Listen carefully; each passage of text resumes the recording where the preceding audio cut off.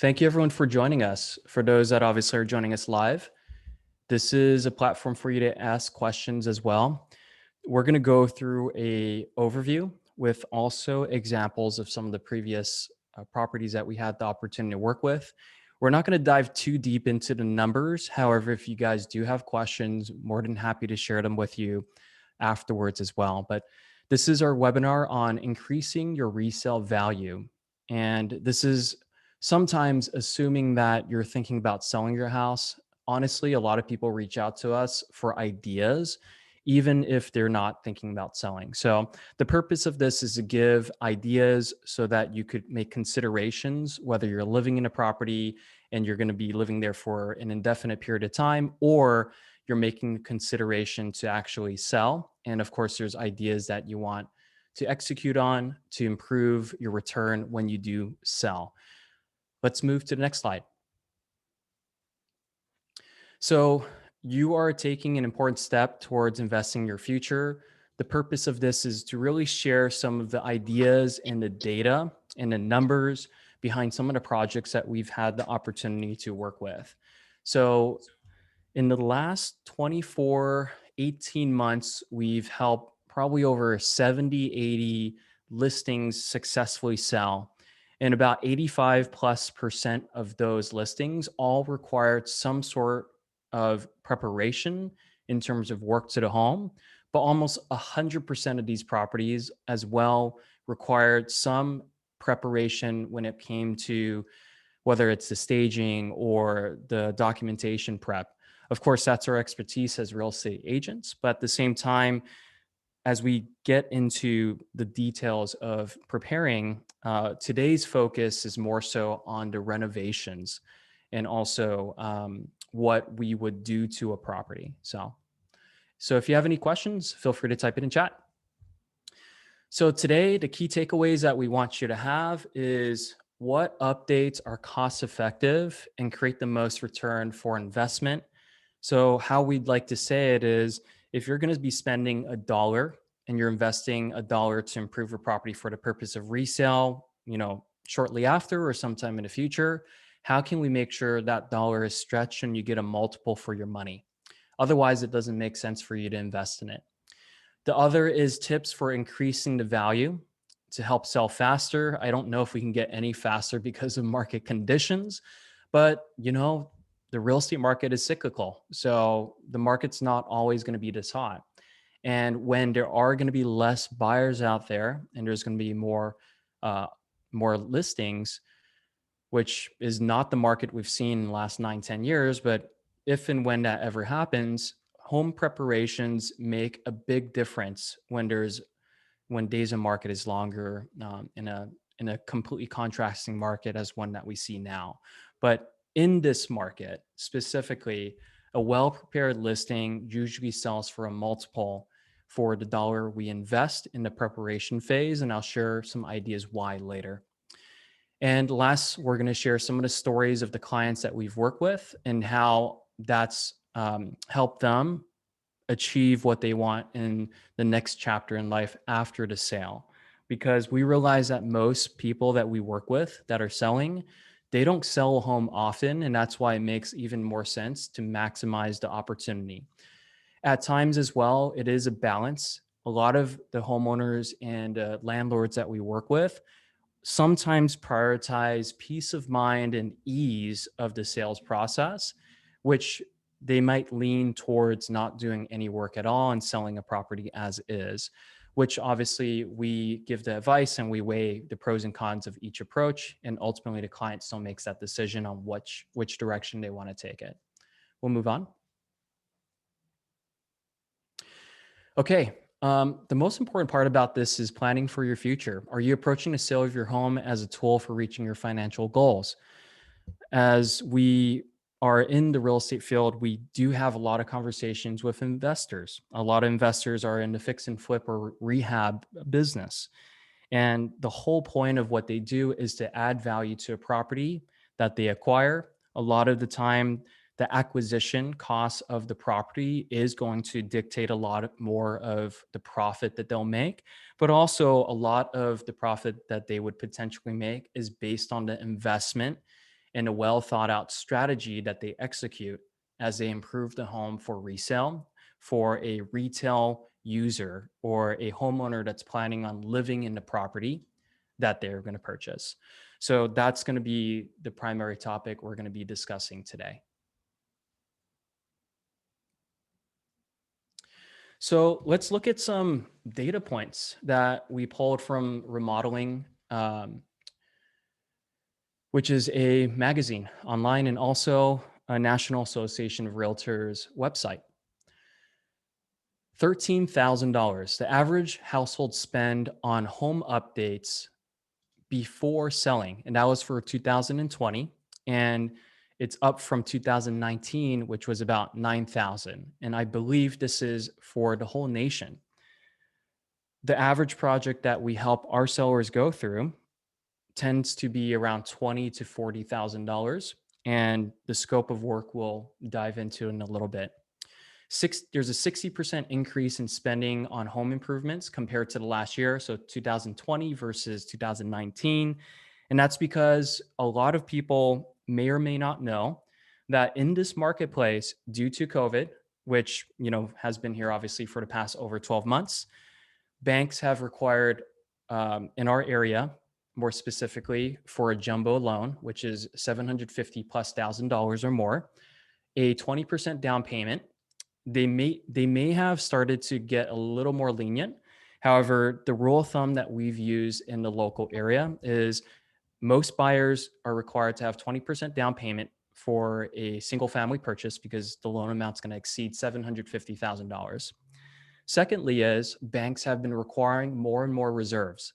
So after you put the down payment or the consumer puts the down payment, banks have been requiring 12 months of reserves as a rule of thumb, which means oftentimes people purchasing single family homes in our area, they have really good income to qualify for an 80% loan to value. They likely saved a lot of money, pulled money from the family, liquidated some stocks and some investments to be able to put as down payment in the property that they're going to call their, indefinite forever home. And what that means is most consumers lack a couple of things. They lack, number one, project management skills and the time to improve the property themselves. Secondly, they likely don't have contractor relationships or handyman relationships to get the job done in a timely fashion. Number three, if they're working in dual income, they likely lack the time to be able to do it themselves as well.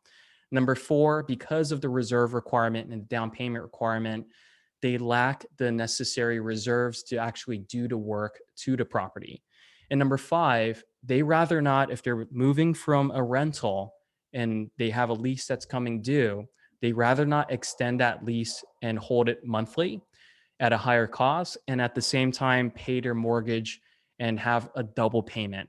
So that's why, depending on the circumstance of the seller or if it's an investment property, it makes sense to do work up front if we could afford it and if we can leverage relationships, because that's why there's going to be a multiple return on the dollar spent because of the inconvenience and the lack of experience, lack of money, and the lack of relationships that most consumers will have and users for the product. There's been a 33% increase in a rating of home functionality and livability by buyers after a specific kitchen remodel, because most of the properties in our area are built in the 1970s or earlier. So obviously building code has changed and functionality of what we deem as the norm has changed as well. 4.8% average resale value percent increase after a kitchen remodel. And imagine that. A kitchen remodel is one part of the house. What about the rest? What about the bathrooms? What about the rest of the house? What about paint? How much value does that add? Now, I'm not sure if we'll be able to give you the exact numbers, but we'll give you some examples of finished products of properties that we were able to work on, the amount that it cost us to invest up front, and also the gain of value based on the selling price.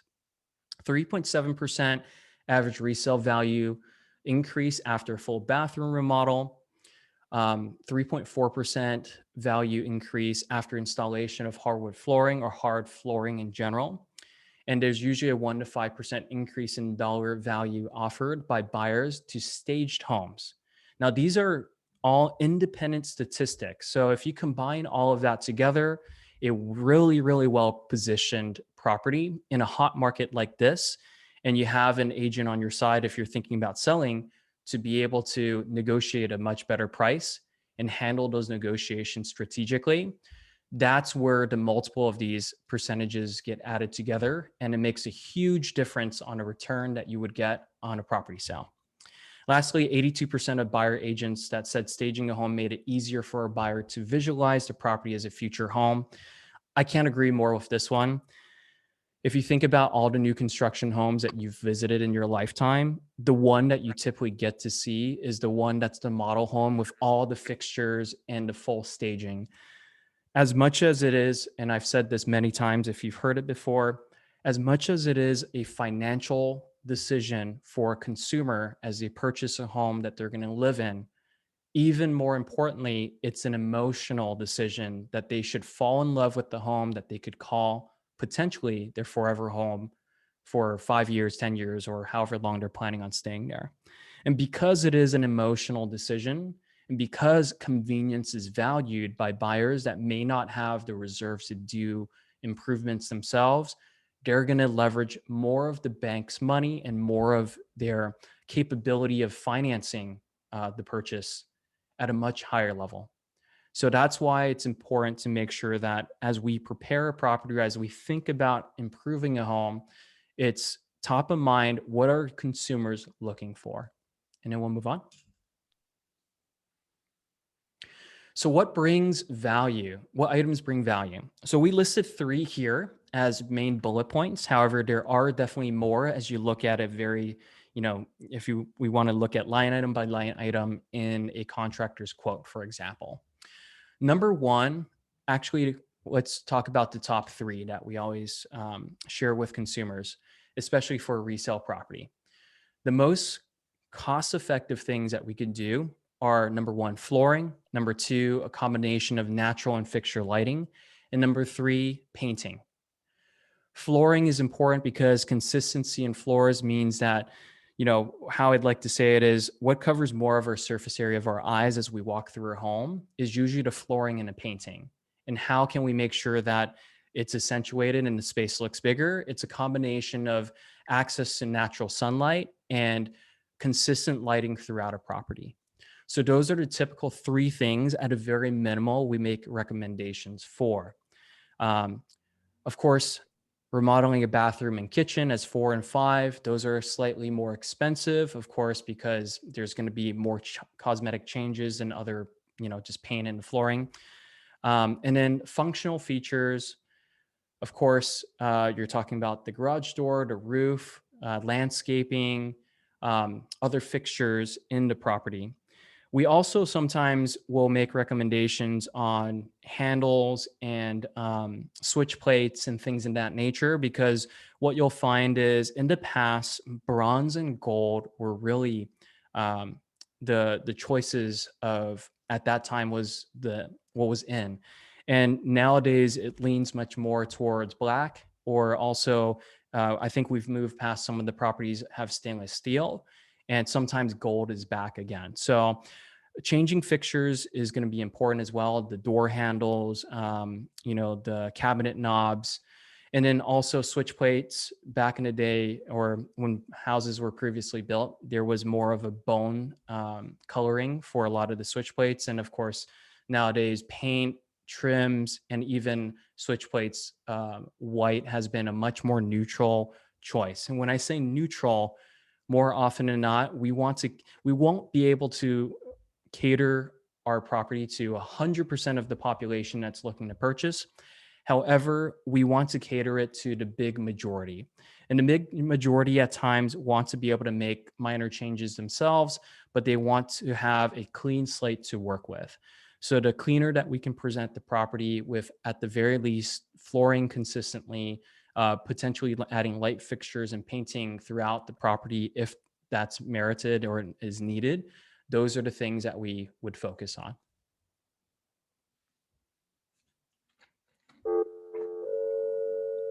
So Let's talk about what we would prioritize during these renovations.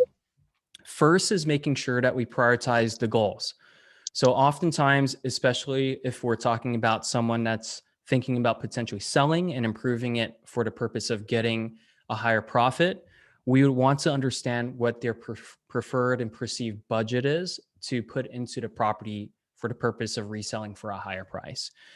As I said earlier, sometimes people prioritize ease as well. So if there's a way that they can sell it closer to as is, while they don't have to worry about that whole process, that sometimes is a bigger priority, and we can obviously help with that too. What we've done on the team is we've built really strong relationships with contractors, and we have budgeting from our brokerage ourselves, and also our contractors are very trusting of our relationship, where we've fronted a lot of costs for renovations up to six figures to make sure that the client is able to receive the benefit down the road when we actually sell an improved product. Other things to consider are other houses in the area and what's the norm in the neighborhood of the subject property, to know what are consumers looking for. Because as we know in San Francisco, even a couple blocks makes a huge difference in um, preferences and the type of consumer that's looking to purchase. So we study what people are looking for and who's purchasing, so that we can cater the property to that demographic that's going to be making that purchase. We obviously will prioritize a list from, if there's 30 items that could be done. Once we list out the 30 items and get line item quotations for each one, we typically will rank them based on most important to least important, in case there is a budget to keep in mind, which is the next item. And budget has been less of a concern, as we've been able to make sure that we have meeting of the minds with the consumer. We understand in good faith that they are in the process of selling. We have no problem helping with upfront costs to make sure that we can help them accomplish a goal of selling for a higher price and netting more. Buyers' expectations, we talked about it, and then timelines.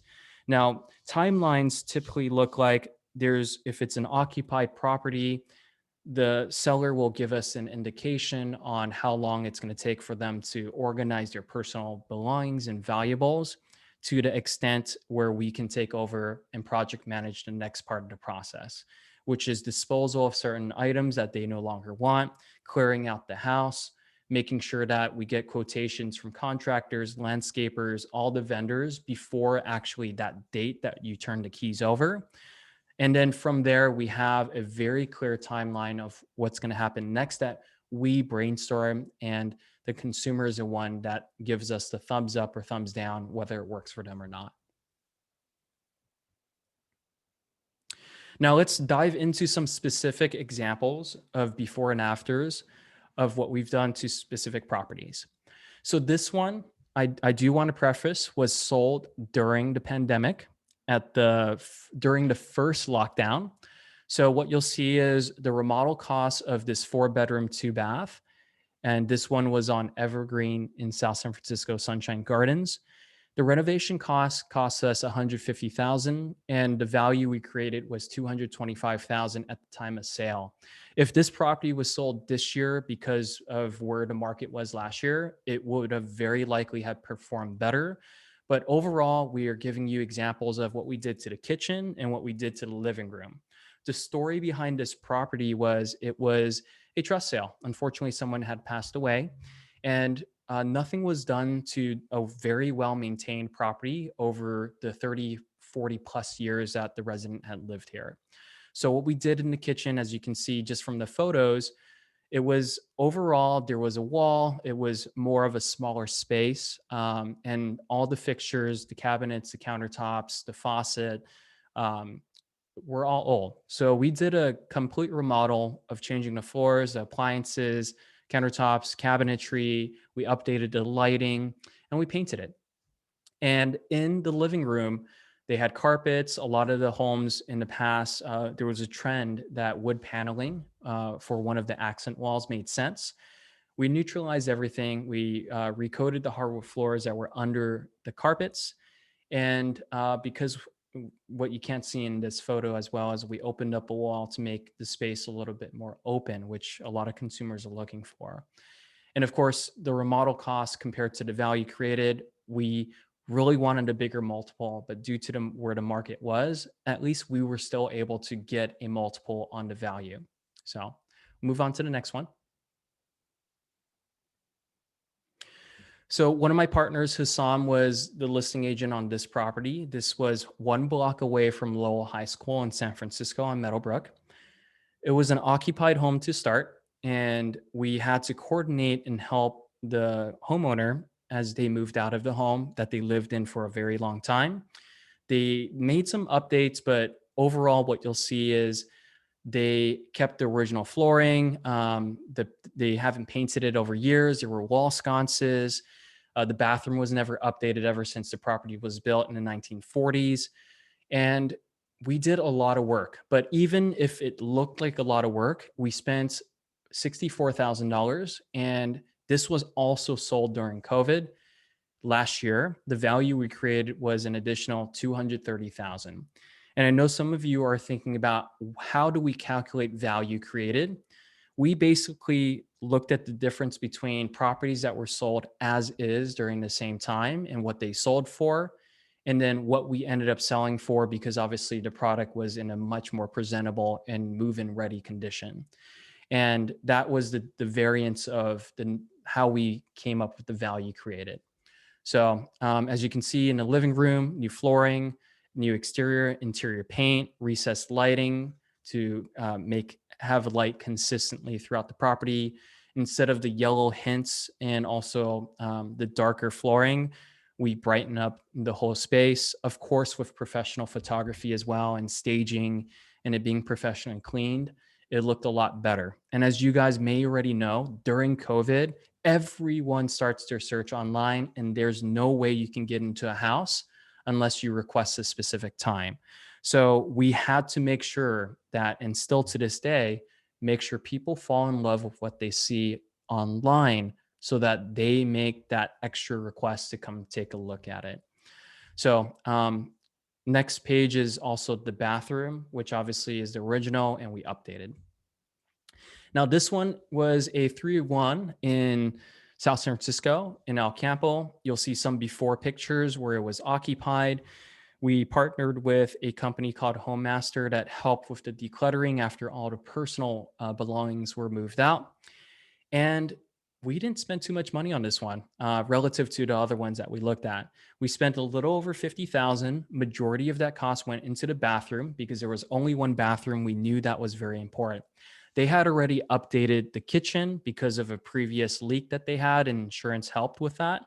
But also, it was very cluttered when we inherited the property, and there was, just many things that we had to improve, such as a small deck slash walkway that was starting to rot with a lot of potential section 1 that we had to clear out.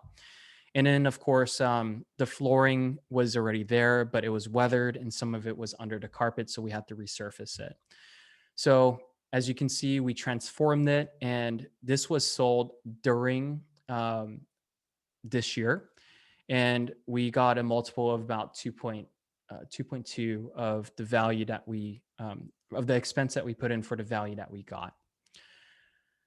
And then we'll move on to the next one. So this one was also represented by my partner, Hassam. This one was on Northcrest. It's a newer construction property, I believe built in the 2000s. However, the styles of the past and the materials used were very different from what consumers are looking for now. So what you'll see is this was obviously a lived in, normal wear and tear property with older carpets that had many stains. We decided to take that out because we don't believe we were able to clean it. And at the same time, I think there's a much more higher perceived value for hard flooring. Doesn't have to be hardwood floors, but laminate floors is what we put in this property. We neutralized the colors. This had, orange, yellow, and brown tints. And also we made sure that we painted everything white, made everything more neutral. We staged it. This specific one, the cabinets were restained. So this one we did not swap out and pay for brand new cabinets. Instead, they were in great shape and we added the fixtures to it after painting it. Of course, what you'll see is the countertops were also replaced. They had the square tiles, which was very common during that time. And also, they had the square tiles on the countertops and also the flooring, which we both changed out. So, as you can tell, because it was the color scheme change, it made the space look bigger and brighter. And then also, it's a very clean slate that someone could say, I don't have to change anything and I can move in right away. So these are four examples, and we have many more we could share with you. Maybe we can play like one of our videos just to share with people some of the documented steps that we've gone through for some properties, and we had the opportunity to just record a highlight reel of some of our work that we've done throughout during COVID. It may lag a bit, but hopefully you get an idea. So we manage the whole process and it doesn't cost more. It's just making sure that we're committed to making sure our sellers that work with us get more value from the property sale.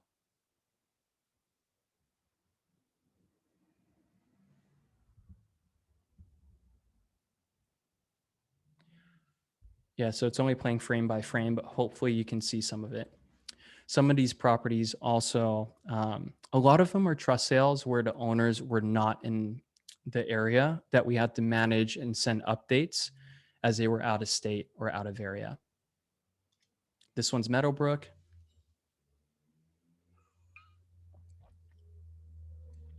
And what we'll do is we'll also share a link of this video and any of the resources if you guys are interested in the chat and also through email. So at least you can see it at your own time. This one's Evergreen. And also, however interested a consumer is in selection of the actual materials, if they want to be very um, if they're very interested and they want to be a part of that process, we absolutely could include them.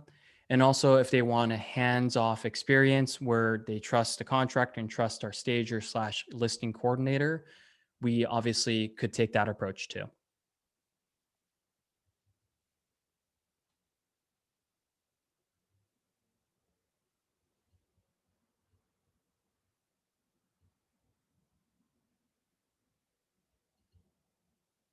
So we'll move on to the next slide.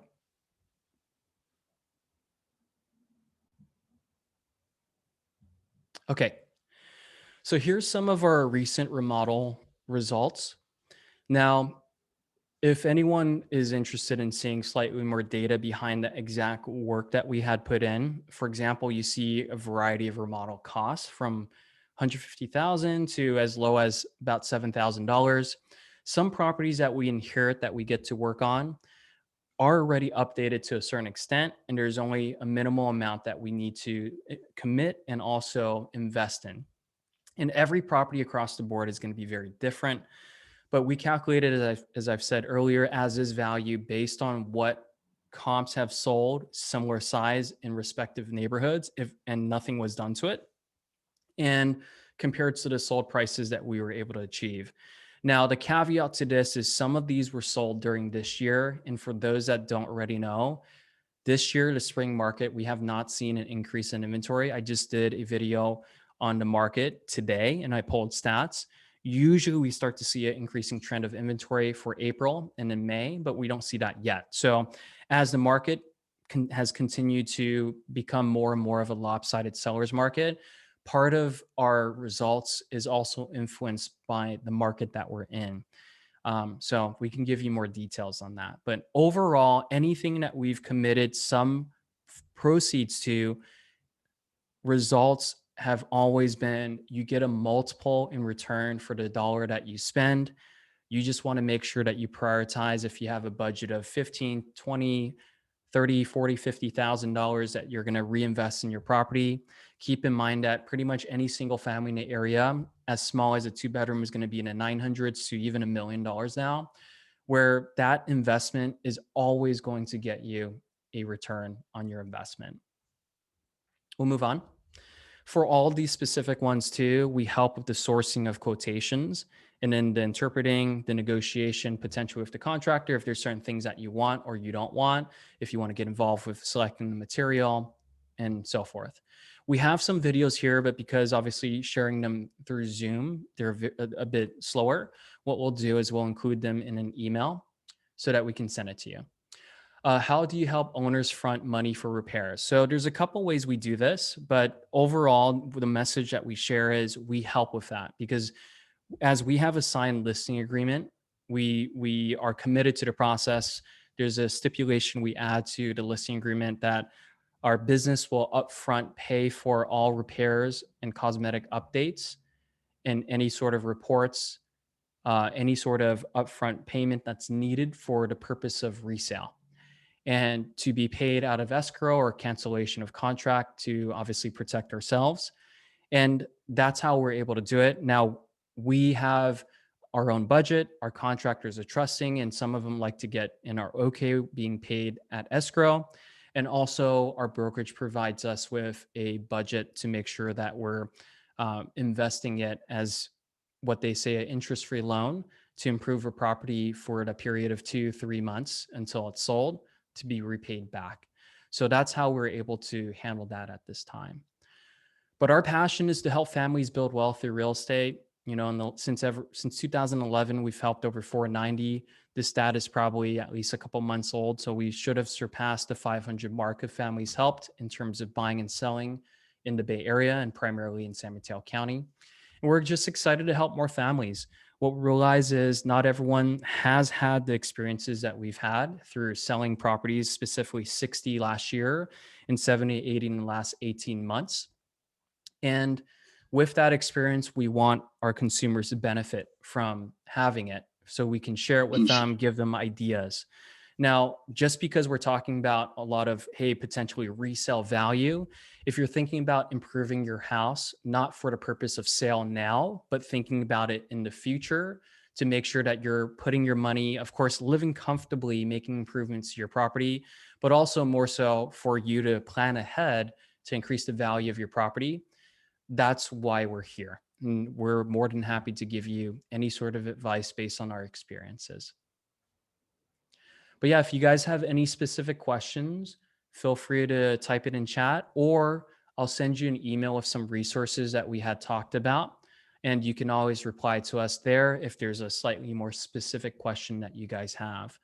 But I know we slated this for about an hour and a half. I know this presentation was quick, but I wanted to get to the big bullet point data points. I know a lot of properties are very different and every situation is very different. So as we learn a little bit more about our clients and what everyone's going through, we can give more catered advice to that specific circumstance. I know Sherm just joined us. Sherm just finished a showing. We shared a little bit about Meadowbrook and also it was Northcrest. And Sherm, I know you're working on several. There's one in the market at Baycrest, I believe, and also you're working on another one on Windcrest.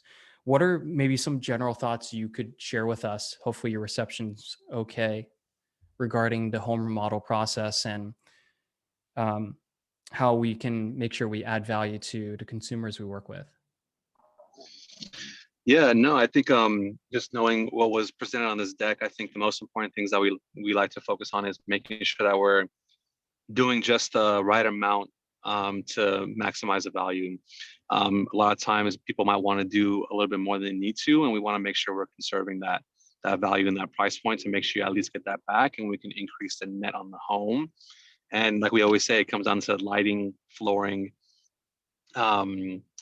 and paint, right? To make sure there's a lot of consistency in the house. And that's typically what we always go in there with to make sure that we're consistent with.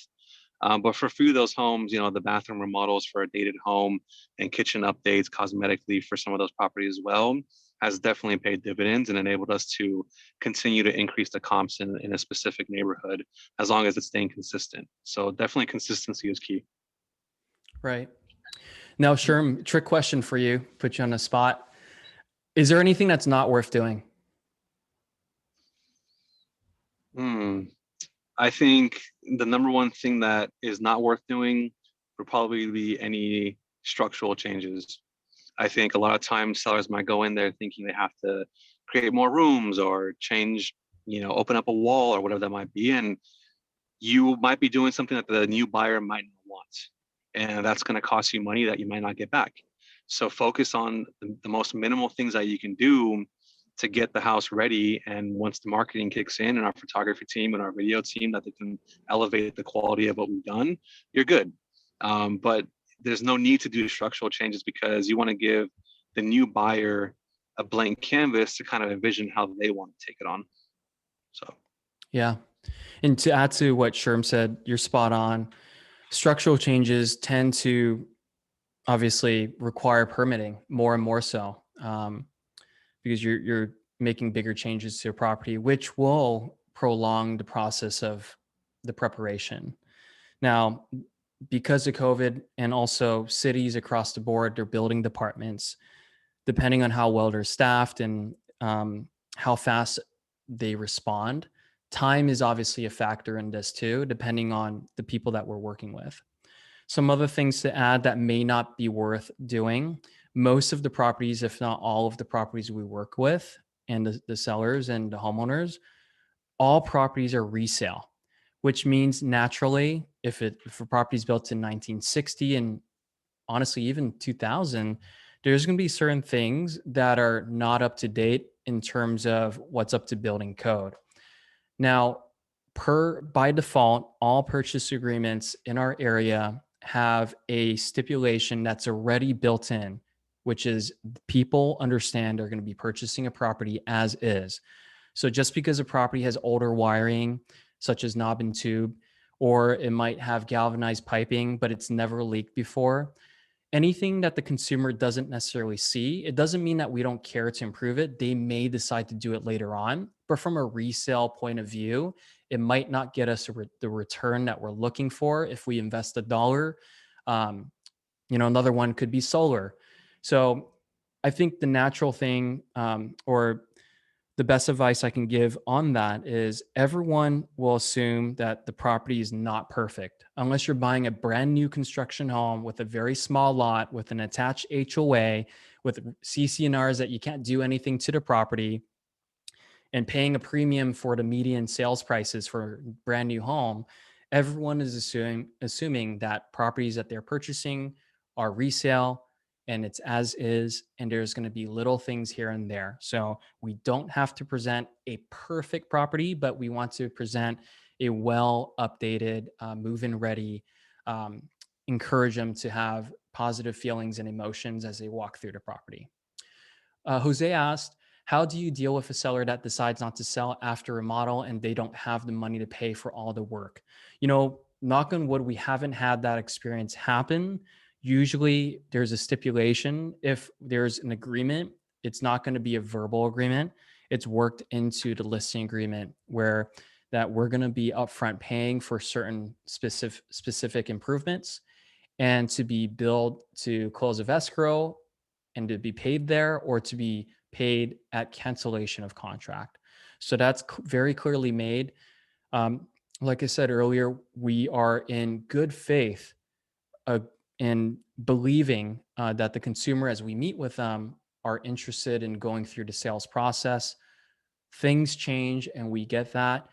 But overall, from our experience, we've had really good success in helping families make sure they maximize the value. And coming from a place of true understanding and curiosity at that first meeting, on that first call, to really understand that this is truly what they want to do. Because I can't tell you how many times, and internally our team hears it. One of the first questions I always ask a seller is, why don't you rent the house out? Because a lot of wealth is built holding on to real estate long term, unless they want to do an exchange, unless there's tax advantages such as capital gains that they're going to obviously benefit from as they sell an occupied home. So there's a lot that goes into it, but overall, we start with a really good understanding of what they want to do. So we would obviously mitigate that situation that there's a failure in selling or there's a change of stance on what is to be done. So great question. Thank you for that. Yeah, this is your opportunity to ask any questions. Of course, like I said, we're going to send an email follow up as well. And we just really appreciate you taking, your Wednesday late afternoon time with us. Correct me if I'm wrong. Sarah Rod, are you from? You're on Viewcrest, right? I believe so. Unless you can't hear me, it's Yeah, we'll, okay. we'll definitely send some resources Voice. to everyone that joined and also some of the people that might not have joined. But yeah, hopefully this was helpful. Our mission is just to help and come from a place of providing options.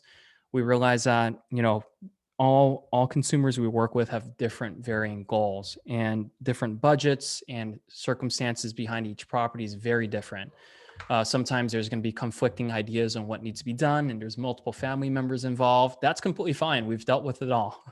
So, with that, obviously, we're here to provide feedback and to answer your questions. But thank you, everyone, so much for joining us today. It was a short and brief and to the point presentation, and we'll follow up with an email, and feel free to reach out from there.